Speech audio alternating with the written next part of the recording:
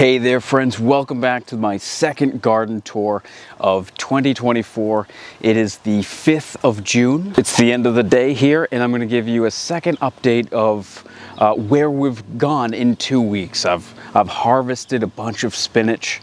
I just harvested a bok choy for dinner tonight, and I've had some issues, some problems that I was dealing with.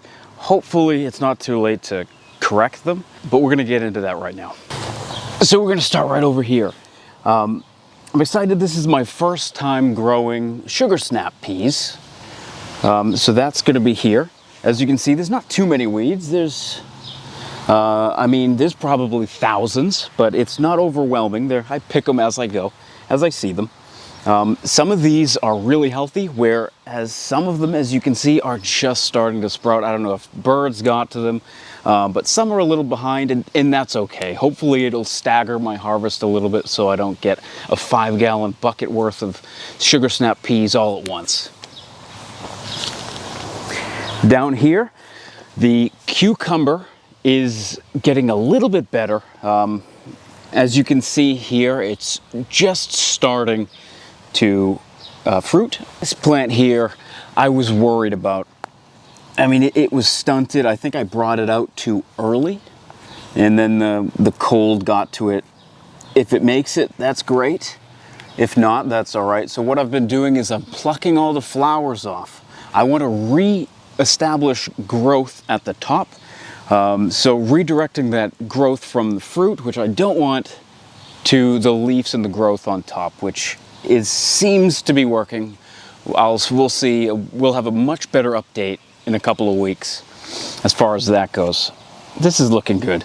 The same is true with the peas. Some of the seeds didn't germinate, so I've replanted them in bundles of 3. I'll thin them as they mature, and I'll pick the healthiest one. Who knows? Maybe I'll even keep 2 in the same spot and see what happens. Down here, we've seen a lot of growth in our tomatoes. There's 8. There's 8 with 4 different varieties, and how I've been pruning them is just taking out these little suckers down here. They grow in between the nodes, so you just pluck it out and toss it down. I'm growing them on a lead all the way up to that main wire, and they're doing great. I'm very happy with how these are coming out. As you can see, there's crud all over the leaves. It's pollen. I was riding my bike the other day, and waves of pollen in the air. It looked like smoke. All right, so in this bed here is a no-dig trial bed, and we've got a bunch of different peppers. I'm also experimenting with the distance and how that affects the yield at the end. I have a lemon variety that I got from Rare Seeds. Not sure if it has any citrus qualities or they just call it lemon because it's yellow. Here, I believe, is a Thai. I'm really excited about these because I've been into cooking pad Thai and stir fry. So I'll use those peppers and crush them up, dry them out, whatever. There's probably going to be 100 of them. Here I've got a variety of habaneros, banana peppers, and Portuguese peppers. I'm growing those for my father. He likes to make the Portuguese, like relish, hot pepper relish, delicious stuff. On the far end over here is my second set of carrot plantings. Here we've been having a lot of rain this spring. It seems like every 3rd day we're getting an inch of rain. So I haven't been watering the garden basically at all, for the exception of directly sown seeds, and that is because you don't want them to dry out. That's especially the case with carrot seeds. They're finicky, they take a long time, sometimes up to 20 days. I'm expecting to see sprouting within the next 10 days. They went in about 4 days ago.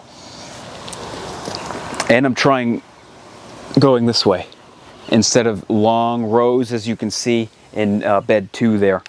Just a brief interruption. Thanks for watching. If you found this video useful so far, like this video and subscribe to my channel. It really helps, and I look forward to giving you updates along this whole growing season. This is something that's been done for hundreds of years. I think it's called the Three Sisters, minus one of the sisters because I'm not doing beans, but it's squash. There's 2 pumpkins on the edge there. These are acorn squash, and staggered every 12 inches, 10 inches is corn, sweet corn. So in theory, the corn grows up, the squash spreads out, and they grow beautifully together. We'll see how it goes. I did make the mistake, excuse me, I did make the mistake of planting these before I had the idea of planting the corn too, so they're a little bit bigger. I'm using landscape staples to kind of guide the leaves, that way they don't shade out the corn. I predict within 2 weeks, by the time I do another tour, the corn's going to be this high and it's going to be no problem at all.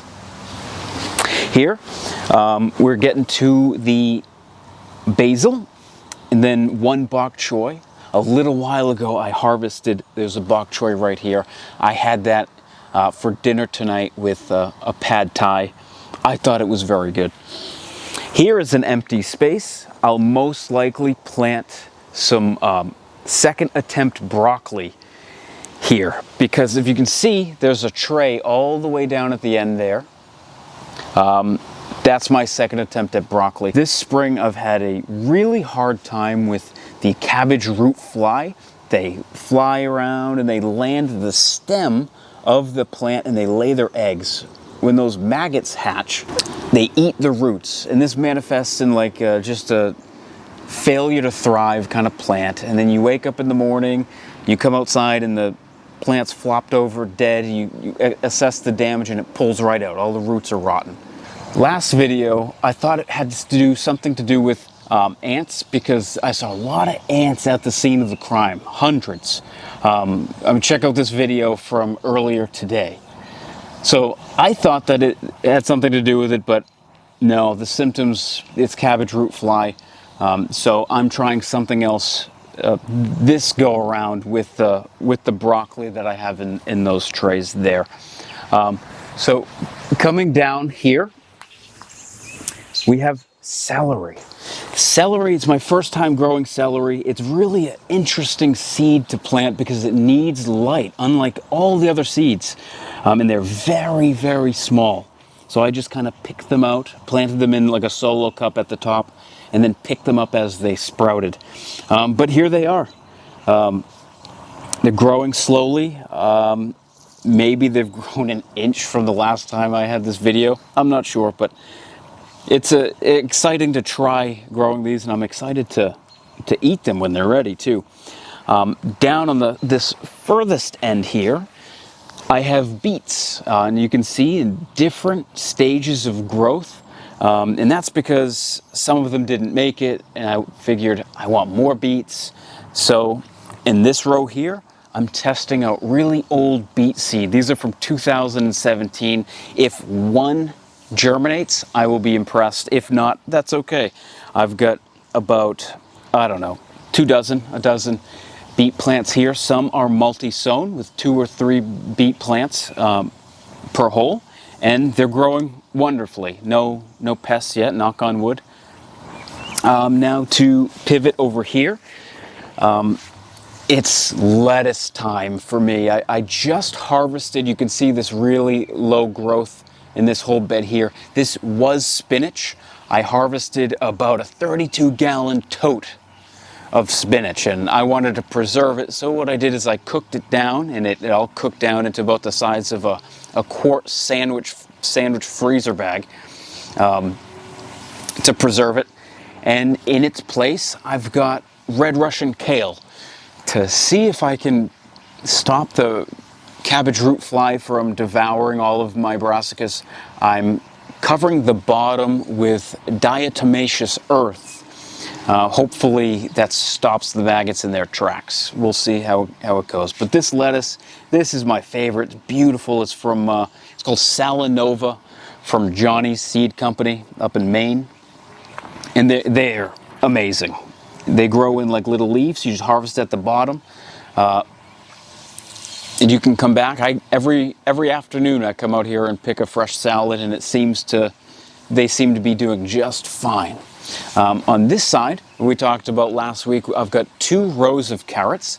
The row closest to us is a purple variety. Now, this was a failure.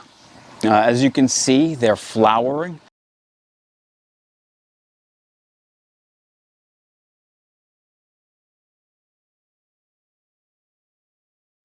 Before I rip all of these out of the ground and compost them, that it was a failure. The seed packet says that they're a heat-loving variety. So in the space that I sowed carrots earlier, we talked about 5 minutes ago or so, I'm giving them another shot because it is June, July, August are hot where I am in Massachusetts, and hopefully I'll get a good yield. These got stressed out. Maybe they're too cold, but they're flowering. They're garbage now. And the row furthest from us are the Mokum carrots. These are a sweet early variety. And I'm excited about those. They look like they're doing very healthy. They're doing great. They're going to be a sweet carrot. Even when I disturb the soil a little bit around the top, the smell of carrots is everywhere. And if you're in the garden and I'm touching a carrot over here, you'll be like, hey, leave the carrots alone. They're great. In between, you can see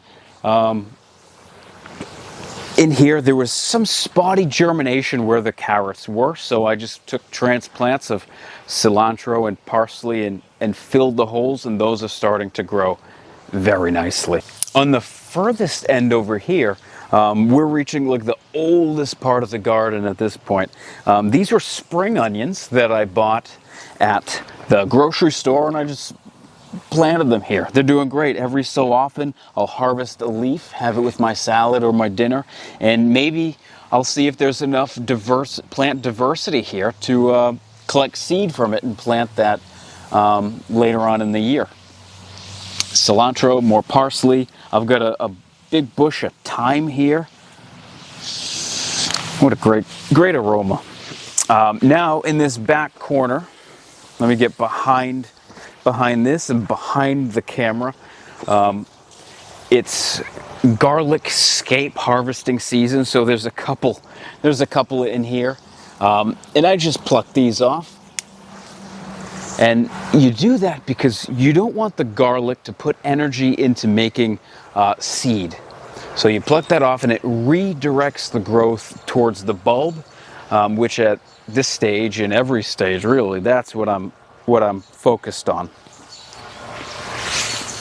So in here is my second round of plants for kale. As you can see, the diatomaceous earth washed away. We're getting rain tomorrow, so I'm going to leave them be. And then after the rain, I'm going to reapply just a ring around the base of the stem. Hopefully it's not too late and they haven't attacked it. To my left is the first time growing potatoes for me. It's the first early variety, and the flowers just bloomed 2 days ago. So I think I've got 2 or 3 more weeks and I can harvest these potatoes.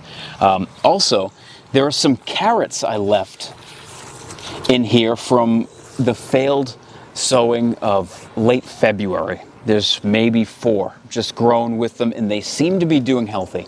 Are they going to be as healthy as that row over there? Probably not. But who knows? Maybe they will.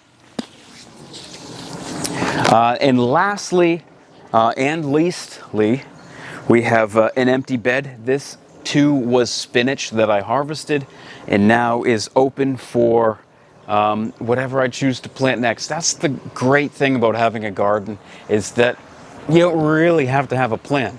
Whatever you want to grow, I might grow radishes in here, maybe some mustard greens. Who knows? I'll figure it out, and I'll definitely have something in the ground come mid-June, mid to late June, when I do a third update video.